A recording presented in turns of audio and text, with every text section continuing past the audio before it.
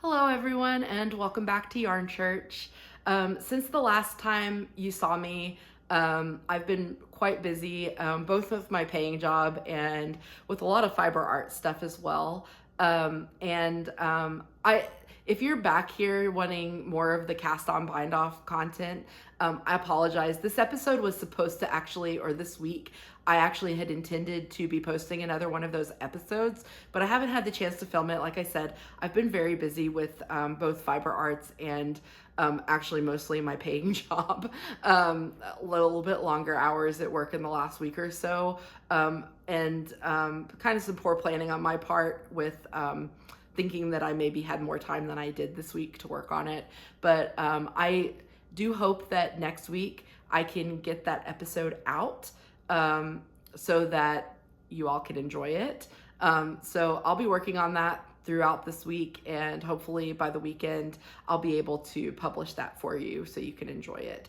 That episode is going to be focused on tubular cast on and tubular bind offs. So the Italian bind off, tubular cast on, and kind of the different methods to do it. I actually really enjoy the Italian cast bind off.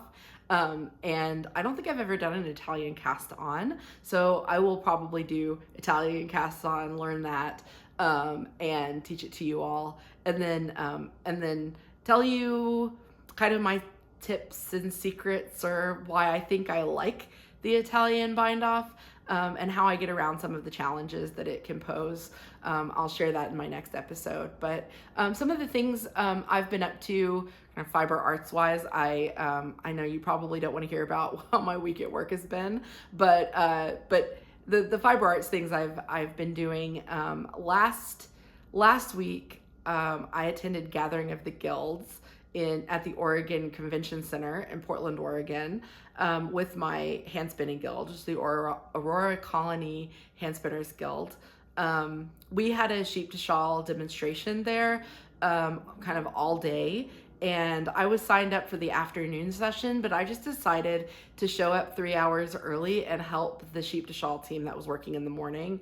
And they actually needed more people to help as an ambassador. So I worked as an ambassador in the morning. And really what I did as an ambassador is they had two Ashford spinning wheels. I think they had a Traveler and they had a traditional there for people to try spinning who'd never spun before or hadn't spun in a while or wanted to try a spinning wheel, whatever.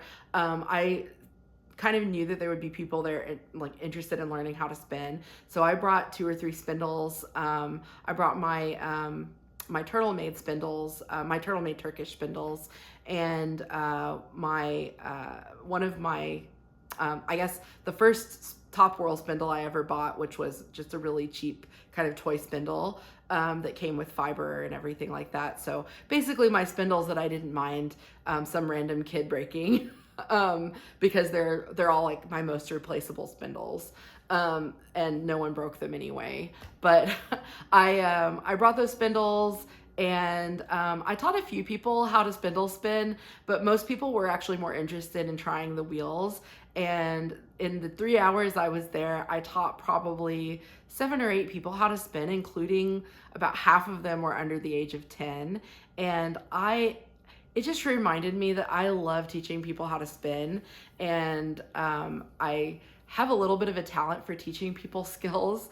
I know several of the people in the sheep to shawl team that kind of were overhearing my conversations with people at teaching them to spin they said that they were really impressed with the way I was teaching people, and that I was really good with teaching. And that really means a lot, because I mean, a lot of the people in my sheep to shawl team have been spinning for a really long time. Several of them have taken classes with Judith McKenzie, and to hear people that I know have taken classes with her and they talk about what a good teacher she is. Some of them have even come up to me since then and said, "Oh, I keep talking about how good you were teaching." And the thought that I might be such a good spinning teacher it makes me want to teach more people how to spin, which I enjoy doing it anyway, but it makes me enjoy it even more knowing that people actually, you know, really appreciate it. And I know one of the kids that that I taught to spin, it was almost hard to believe that they had never spun before, because they sat down at the wheel and within probably 20 minutes they were spinning a consistent like sport weight single, and I was just kind of shocked, honestly, that they were able to get to that. And I told them, I was like, hey, you don't know, like that took me weeks and weeks and weeks to get to that point where I was able to produce a consistent viable single. So and you know, as people walked away, or as they were, you know, finished spinning and wanted to go to the next thing, I tore off a piece of their single for them and made a plyback sample that they could take home with them, which people seem to really like. So yeah, I really enjoyed that. And then in the afternoon we had the sheep to shawl demonstration, and this was a sheep to shawl demonstration versus a competition. So we pretty much spent the whole day doing what we would do during a competition in 4 or 5 hours. We did kind of all day long, like 6 or 7 hours of work. So I was the plier in the afternoon, and the previous plier was way ahead. And actually I spent some time I was actually taking breaks from plying to teach more people that were walking up from the other side. Like there was kind of a back corner that was also kind of exposed to a hallway where the public was walking by, and the person who was doing the carding was kind of public facing as well, and she was chatting with people as they walked by while she was carding. And one of the guys that walked by was really interested in learning how to spin on a spindle, and so she grabbed me and she's like, hey, can you take a break for a second? And I did. I took a break from plying and taught him how to spin on a Turkish spindle. And then I turned back around and kept plying, and we ended up I ended up with like 3 extra balls of yarn, probably about this size, that we ended up winding off for a future warp, because my cat wants my attention, because we spun so much extra that we didn't need for the shawl. All right, so let's get into the video. I've got a few finished objects. Spoiler alert, it's all yarn that I spun. We'll get into kind of what I've been working on as far as projects go in the last few weeks, some new things coming in, and then upcoming. My first finished object is a yarn that I spun from East Fresian Cross fleece. It was a section of washed fleece that I got at Red Alder in my Carding for Loft class by Heavenly Bresser, and she gave us each a little bag of East Fresian Cross fleece that she washed, and we carded it into Rolags. And I finally finished carding my fleece, and I spun this, I believe, on one of my supported spindles. I think I used my Enid Ashcroft supported spindle to spin this, and it is soft and springy and very lofty indeed. So I don't have any plans for this. It's probably just going to go into stash. I may dye it later on and use it in a project. I hope I will use it in a project, but I may not use it white. I might want to dye it later. My next finished object actually has to do with one of the acquisitions. So I got a new spindle in the last week or two, and it came, as many spindles do, with fiber. The spindle that I got was a Tockley, and it came actually with some wool combed top. I'm not sure what breed of wool this is. I want to say that this is Polwarth. It might be Merino. It's something very, very soft. I'm thinking Polwarth. I can't explain why. It just felt like Polwarth. But yeah, it is very, very, very soft. And I feel like when you spin woolen, it makes the yarn even softer. And yeah, I really like how this turned out. I like yarn with a firm amount of twist, especially woolen spun yarn. I like to have a good amount of twist to it. And the Targhee was great for that because Targhee puts a lot of twist in really fast. So so yeah, this is that yarn. Again, this was spun from comb to top, but on a Targhee. So it was both this and the East Fresian Cross were spun long draw on these spindles, and yeah, and it makes a lofty woolly yarn. This is maybe a little bit less woolen characteristic than the wool I spun from Rollags, but because it was from a woolen preparation, from a worsted preparation and then a woolen draft, and whereas this was a woolen draft and woolen preparation, so this is a lot more woolen characteristic, a lot more fuzzy and springy. This is still pretty springy, fuzzy, soft. My next finished object, also yarn. This is my October Sky spin that I've been doing on my Turkish spindle. So I've been spinning this ply on the fly on my Jenkins Dragonfly, and I am frankly shocked at how much yarn is here. I actually don't think I counted the yardage, but this is a 3-ply yarn. It's about a fingering to sport weight yarn, and this all fit on a spindle, and it didn't even, I really don't think this, didn't really even consider the spindle full when I took this off, and yeah, I love this. This is this was dyed on Targhee wool, and Targhee is one of my favorite breeds to spin. So so yeah, I am still working on the braid. This is just about a third of the braid. I don't even remember how I split it up. Clearly, like this was chain plied, because when you do ply on the fly, it's always chain plied. Currently, I have just a single that I'm spinning on a Turkish spindle.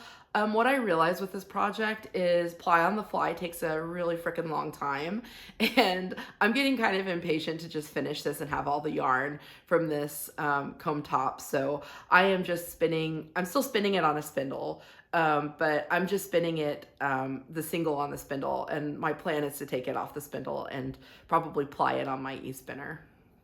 And then my last finished object is also some singles. I'm counting this as a finished object, even though technically this would, usually when I present singles to you all, I would call it more of a whip. But the assignment for Sheep to Shawl was to take home a Jacob Batt and make it into singles, and then bring the singles in for plying.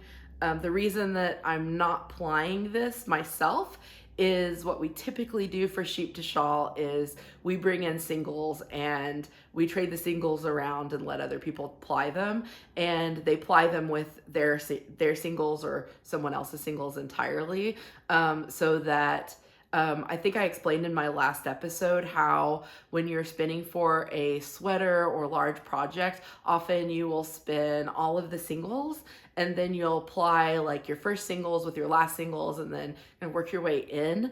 And the reason you do that is to get more consistent yarn in the end, because if you started to drift towards getting thicker yarn or thinner yarn or more twist or less twist over time, you kind of average all of that out by kind of taking beginning to end and into the middle and kind of randomizing those. It averages out what your yarn is, and you end up with a more consistent yarn than you would have if you had just taken like your first two, spin those together or ply those together, your last two, ply those together.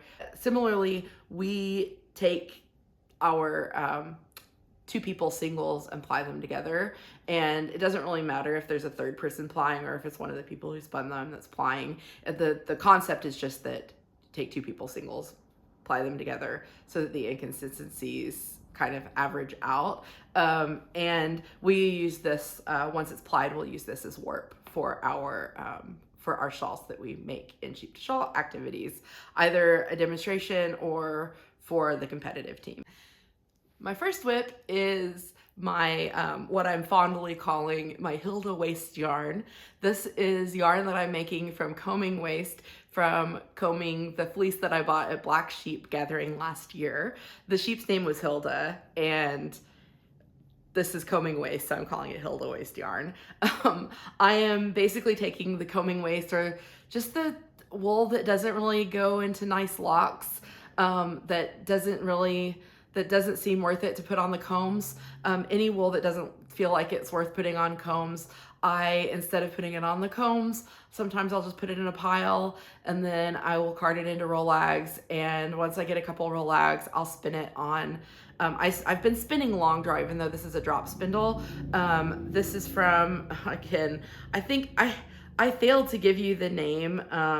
It's the last name is Grinstead. And I can't see the first name, and unfortunately, the name is actually on the cross arm that you can't take out without starting over on the ball of yarn. So anyway, this is on my drop spindle, or my Turkish spindle that I bought at Flock Fiber Festival last year. So and this is now my 4th spindleful. Here are my other 3 balls of this yarn. Yeah, so eventually I will apply this and have a nice woolen spun yarn out of Hilda, the sheep that I bought the fleece of from Black Sheep last year. It would be nice if I can finish combing her fleece by the time Black Sheep rolls around this year, and which is the end of next month. So I've got a month and a half, 2 months to finish. Anyway, I'll get to that at the end of the video. But yeah, this is my first work in progress. My next whip is my October Sky singles that I am spinning on my Dragonfly Turkish spindle from Jenkins Woodworking. This is the same yarn, or the same fiber, that I spun into the chain plied or ply on the fly yarn that I showed in my finished objects, except now I'm just spinning a single and wrapping it onto the Turkish spindle. And the reason for that, again, was because it just took such a long time, and I'm hoping to just kind of mindlessly, it is a little bit fiddly to do ply on the fly, and I'm looking for, when I want to pick up my spindle, I'm looking for something that's not fiddly. I'm looking for something fairly mindless that I can do in line at the grocery store or while I'm sitting in a work meeting. And it's not quite mindless enough. It's mindless enough for work meetings, but it's not mindless enough for the grocery store. You kind of have to get to a good stopping point when you stop. Whereas I feel like with singles, you can kind of stop at any time and just wrap them on. You kind of need a good stopping point for ply on the fly. So spinning singles. This is all I have of the singles so far. I haven't really been working on this a ton, but I pretty much started this as soon as I took the yarn off of this from the ply on the fly project. So it'll get done when it gets done eventually. Just kind of enjoying it as I go. My next work in progress is almost a finished object, but this is some yarn that I spun on my Viking style stick spindles using kind of a lampwork glass bead as the whirl. I used the same whirl for all of the singles, but I used 4 different spindle sticks that were 3 of them were identical and one of them was maybe a little bit different, but more or less they all had the same weight. And I started this project towards the beginning of this year. I bought this fiber at Oregon Flock and Fiber in October of last year. I started spinning it in January of this year with no real plans in mind, and I still don't have plans for the yarn. But I started this just to spin something, and the singles have just been kind of sitting in a bowl in my living room, and I spun maybe 1.5 spindles full in January, February of this year, and this last couple of weeks, I've gotten kind of really into support spindle spinning again, and I finished the other 3 spindles in the last like week and a half, just because I was excited about it, really enjoying it, so I was picking them up quite a bit. And today I plied all of them on my Ashford e-spinner. And so this is my Ashford jumbo bobbin off of that e-spinner. I haven't taken it off yet. I didn't really want to deal with that before the podcast episode. I don't know what my yardage is. I suspect there's quite a bit of yardage just based off of how long it took to ply all of this, and how and that it is a very lightweight yarn. It is a light fingering, I believe. It's turning out to be a light fingering weight yarn, and it's woolen spun. So I probably got quite a bit of yardage out of 4 ounces of fiber, and it's taking up a lot of space on the bobbin, surprisingly, it's only 4 ounces of fiber. But I suspect that even with the tension that was on the bobbin while it was being wound on, that it still has a good amount of air in it. And yeah, it's even like a little squishy on the bobbin. And yeah, this arguably is a finished object, but I don't really consider it finished until I have taken it off and finished it. By finishing, I mean take it off into a skein and wash it. Even if I took this off the skein and showed you of the wound up yarn, I think it would have a lot of twist to it, meaning like it's not very balanced right now. I tend to overply my woolen spun singles on purpose, but even if I were plying it as a balanced yarn, it would still be a little look overplied because the singles have been resting for months.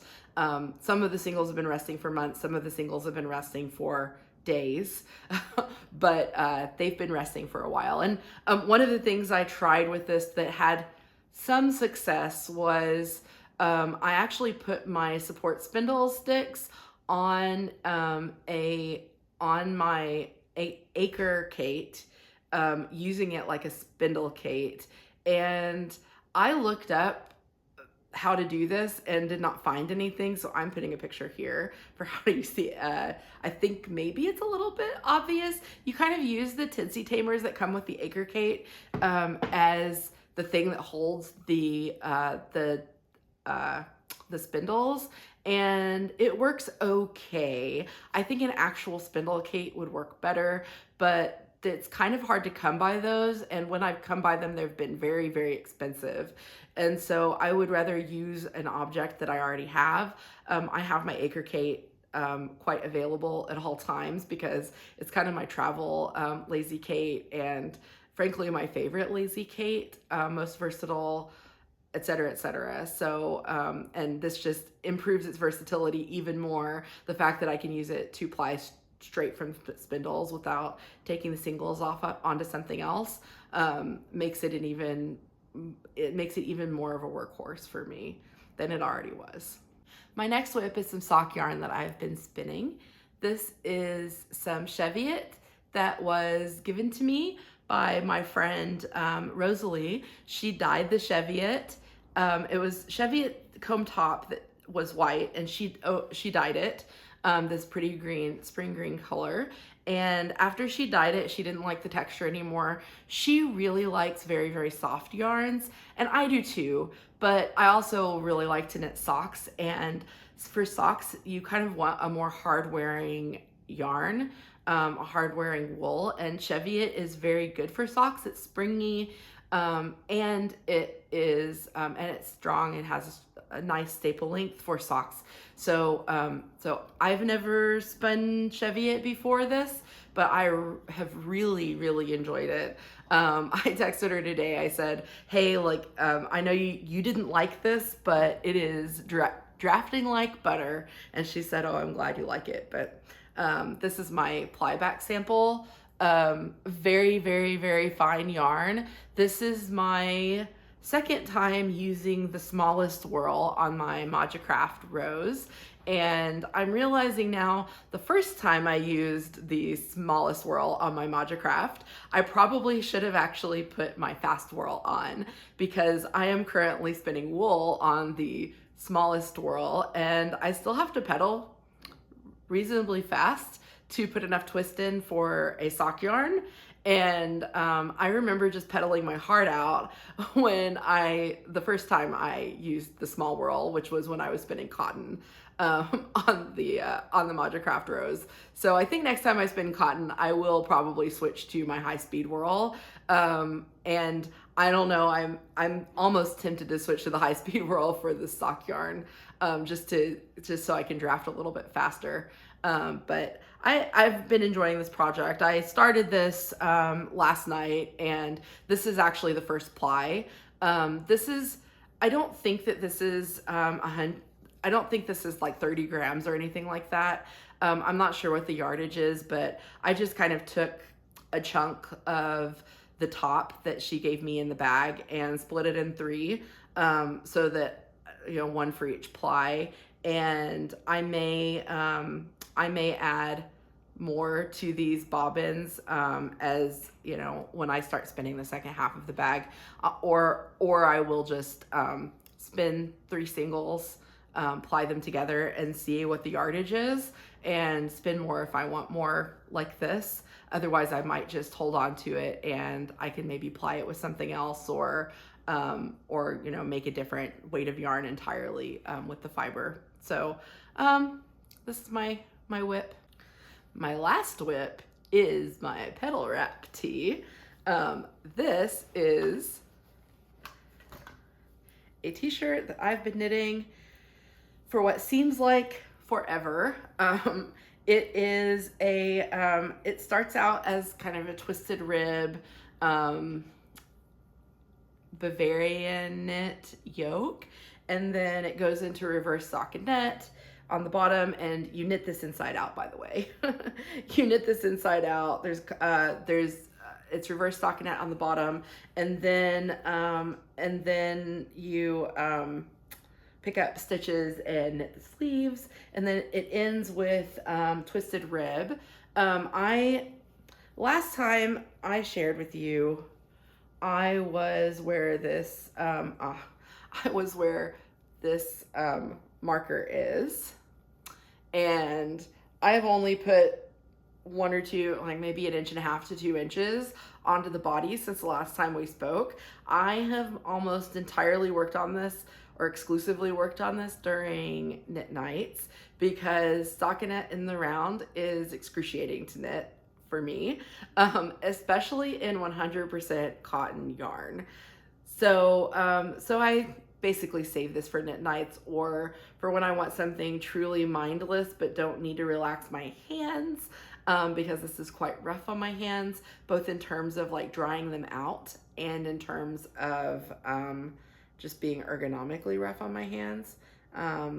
And yeah, but I've done that much on the body, and then yesterday actually I knit this the first sleeve, and bound off, wove in the ends, all that jazz. So it's the twisted rib. The sweater's taken a really long time. I'm guessing that I will probably have finished this and have it in the FO pile by the next podcast. I really, really hope that is the case, because it's definitely getting springy. We've had 1 day of 80 degrees. It has been fairly cool today, which is why I'm wearing my book club cardigan today and not dyeing. But I actually, it's getting to be the weather that I'd really like to wear this season and get as much wear during the spring and summer months as possible. And so I just want to finish this. I think, I can probably finish the sleeve in maybe this week, if I work on it a little bit every night after work, and then probably in a week or 2 of like knit nights, I can finish the rest of this. So I'm gonna move my stitch marker down just in case I don't finish, and I guess even if I do, you can kind of see like, okay, this is where I started before I finished the sweater. I have 4 inches left on the body. I have 2 inches of reverse stockinette and 2 inches of the twisted rib. The twisted rib is going to be the longest part because this whole sweater is knit on US 2.5 needles, and the twisted rib is actually knit on US 1.5 needles. So this is why I don't have a lot of finished objects. That plus I have been doing so much spinning. Okay, it's time to start talking about some of the new things that I've brought into my craft room in the last couple of weeks since I last podcasted. So I have received my subscription from Freckled Whimsy. This is the monthly club self-striping for May of 2025. It's called Kiss Among the Tulips, and it's a beautiful like Mother's Day tulip-y color with some nice pink contrast mini skein. Love this. I will almost definitely make some socks out of this soon, maybe even this month. The last pair that I knit were from the February club, although I knit them in kind of March, April. I do want to get back onto having a pair of socks on the go, especially because my main knitting project is something that's not terribly enjoyable as a process knit for me. I do really enjoy the process of knitting socks, and I think it would help bring some of my knitting joy back so that I can feel about knitting the way I've been feeling about spinning. So so one of my other yarns, or I guess the only other yarn that I've brought in, is also from Freckled Whimsy. So this is the Autumn Crush yarn. It's self-striping. I ordered this separately from my monthly, and this was going to be her advent for this year. It's a 24 stripe repeat. She thought that it was too similar to, I guess, 2023's advent, but I've never gotten a sock yarn advent. So I thought, this is a nice way to try it. I'll buy it now. I can use it at any time. It's not really Christmassy colors, but these are really pretty colors. And I actually really like the idea of ordering an advent yarn, knowing ahead of time what it's going to look like. And I really liked the way this looked. So it comes with, different from the monthlies, this is coming with 250-gram skeins and the mini skeins. So she already has kind of matching sock. So if you want to do them 2 at a time, you can do them 2 at a time, like 1 stripe at a time, like a stripe every day. I may actually knit these as advent socks at some point.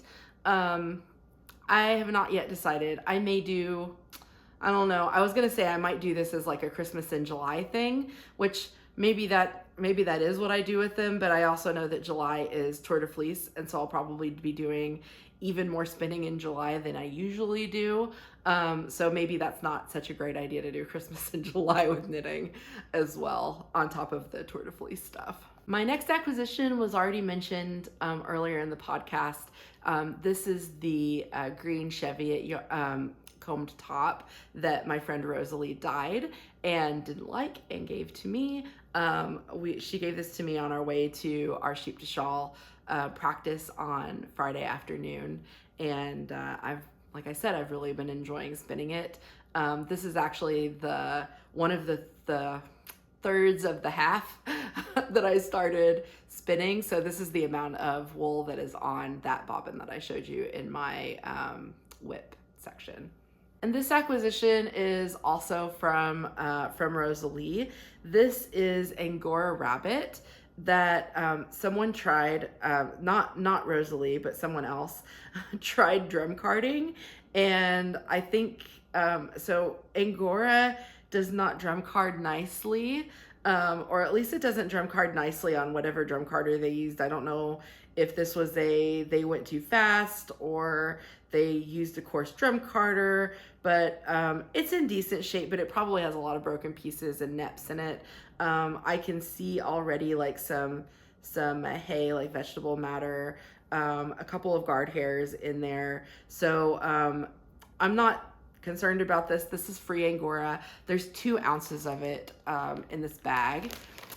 So I'm not, I don't have too hard of a time saying no to free fiber, but I've been really curious about Angora, and I have an ounce of free Angora in my stash already, and this is 2 additional ounces. What I have already is white. This is gray. I'm interested in trying different Angoras and deciding like what I like and don't like about different preps and things like that. I also have been spinning some rabbit fur from one of my friends who, in one of my knitting groups, who fosters bunnies, and she has some rabbits that are part Angora, not full Angora. So they have a lot of short, thick hairs, in addition to long, luxurious lock-like hair. And I've been spinning that, and just from the cloud. And I bought some very, very fine combs that are supposed to be good for combing Angora. I think they are triple pitch, extra fine combs. And I'm gonna try to comb this Angora rabbit because this is a long-ish staple length. So this is gonna be worth combing, I think. Yeah, this is a nice, long, luxurious staple length. And yeah, I think this will be great to comb. And then I'll spin it after I've combed it. I'm sure it's going to be extremely staticky because we're getting into the time of year in Oregon where it is drier.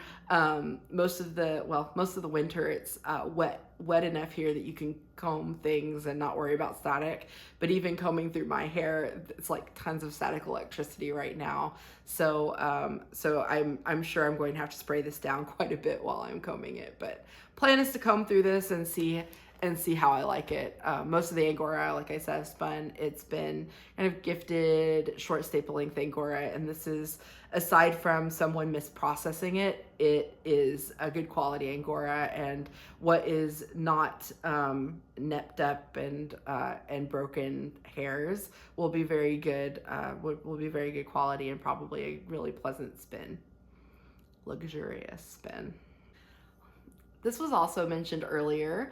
This is the Targhee that I used to spin that white yarn that I think might be Polwarth.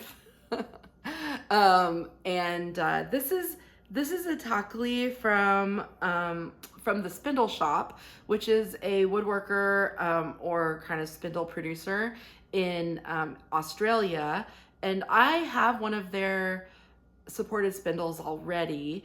It's quite a large like wide whirl on it, and it spins very slowly, and it's kind of hard to flick.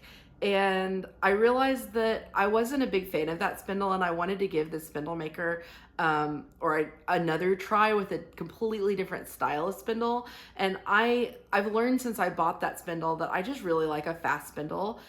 Even if it doesn't spin for very long, I like a fast one. I like to put the twist in quick. So Targhee was, when I saw Targhees for sale, I was like, oh, that's perfect. This is made with ebony. So just the whirl is ebony. The rest of this is they call it frogwood. It is a composite of, I believe, epoxy and wood. And so it's just a super strong, like it's stronger than any like natural wood because of all the epoxy that's in it. And then there's kind of a metal tip on the tip of the spindle, which helps it to kind of glide in a bowl. And I use a metal bowl most of the time to spin in. And it actually kind of hurts to spin in my hand because the tip is so sharp. But yeah, I loved spinning on this Targhee. I will probably use this quite a bit more. I'll probably use this a lot for spinning short staple fibers like cotton, or maybe some of my shorter rabbit fur that I have. I think, or even just short staple wool, maybe some merino. Like I said, that Polwarth spun beautifully on here. So I see this being kind of a favorite tool in the years to come. Okay, so on the next few weeks to a month, I'd like to finish up some of my whips. Number one whip I really want to finish is that Petal wrap tee. That is kind of my top priority. In fact, I think I need to start knitting on it at times that aren't knitting groups, so that I can just get the thing finished so I can wear it and get some enjoyment out of it. And I hate saying like, oh, I'm really not enjoying knitting it. I am going to enjoy the finished object. I'm not enjoying the yarn. The yarn is just, it's 100% cotton, and it's ropey like 100% cotton tends to be. You know, I'm sure that this sweater will last a long time, and I'll be glad that it's spun as tightly as it is, but for the time being, it's just not pleasant to knit with. And I'm in a stockinette, a sea of stockinette. So all of those things kind of add up to it not being an enjoyable project. And I think I just need to kind of put my nose to the grindstone and finish it. And that's that. I also have some prep for Black Sheep. A couple of things I want to do to prep for Black Sheep. One thing is we are going to be spinning our warp for Black Sheep. So Black Sheep is actually a sheep to shawl. Black Sheep Gathering is not just a sheep to shawl competition, but there is a sheep to shawl competition at Black Sheep Gathering this year. So Black Sheep Gathering is a fiber festival in Albany, Oregon. It has been happening for this will be the 51st year of Black Sheep Gathering. It is among, if not my favorite fiber festival of the year, or my favorite fiber festival I've ever been to. I only went for the first time last year, but I made so many spinning friends, mainly through the Jenkins Spindle group. I bought my first Jenkins spindle at Black Sheep last year, and the group, that Ravelry group, just kind of adopted me in, and it was such a beautiful social experience. I bought my first ever fleece. I bought actually quite a bit of fiber aside from that fleece, but I bought my first fleece. I learned how to comb wool. I bought some hand carders and from Clems and Clems, and the person who was working at the Clems and Clems booth showed me how to use hand carders at their booth. And likewise, I bought I bought some mini hand combs from the Eugene Textile Center, from their booth. And even though they were very, very busy, the person who sold me the combs took time. I had some already combed top in my bag, and we took a little bit of that, and she showed me how to use the combs with the fiber in my bag. And I really, really appreciated the time that those vendors took. Everyone there was so nice and welcoming, and they have sheepdog demos. They have, we'll be having a sheep to shawl competition, and I've heard there's at least 3 other teams competing aside from my sheep to shawl team. And so many people from my sheep to shawl competitive team are attending that we are actually sending 2 teams instead of just 1. So I'll be on one of those teams, and the same people who are going to be together on a team will be working together to spin the warp ahead of time so that it can match our weft that we spin during the competition. So that's one of the things we'll be working on over the next few weeks, I guess up until the end of June when Black Sheep is, although we'll probably do it ahead of time so that we have time to maybe dye it. I think I mentioned earlier that I would like to have my Hilda fleece fully processed by the time I go to Black Sheep this year. There's no deadline there, really. It's just that last year at Black Sheep, I bought the fleece, and it would be really nice to just have that fleece fully processed by the time I go back. That means, over the course of a year, I will have processed the fleece that I bought a year ago. I think that's a nice landmark to do that. Next weekend, we have a sheep to shawl demo at Fat Lamb in Scio, Oregon. I'll be there on Saturday. I'm carpooling down with several of my friends that are on the Sheep to Shawl team and all of our spinning wheels in the trunk of my car. And I'm sure that will be fun. I've heard that festival's really, really fun and that they really like having us down there. So it'll be good to be kind of a minor celebrity at Fat Lamb. The next thing is I have a lot of singles hanging out, kicking around my apartment, and I would really like to spin some of them.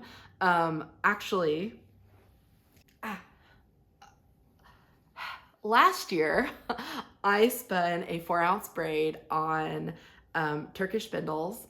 All of these were spun on my Jenkins Aegean, and this is a fractal on the side. These 3 are fractal singles, and then this is a very long gradient that will turn into a chain plied. So this is the 3 plies 2 ways. This is not for the Andrea Mowry spin along that already ended. This is for my own project, 3 ply 2 ways, that I started about a year ago, almost a year ago. And the reason the singles haven't been plied, you might be able to tell by the way they're being displayed. These are all the colors that were in the braid. This braid was from Three Waters Farm, and the colorway is Spinning Fanfare, and this was a Tour de Fleece colorway from last year. Really pretty colors in this thing. I'm really excited to ply it, but once I started making these, my boyfriend Ryan said, "Oh no, you can't ply them right now, they're too pretty." And so I displayed them, and then I thought they were too pretty to ply, and so they haven't been plied yet. But I do want to ply them and turn them into hopefully sock yarn. We'll see. I'm getting the feeling, since I've been spinning this other sock yarn, I'm getting the feeling that these are probably going to be more of a sport or DK weight by the time they're plied up. So that's fine. I guess I'll just be making some bear paw socks instead of DRK everyday socks with them.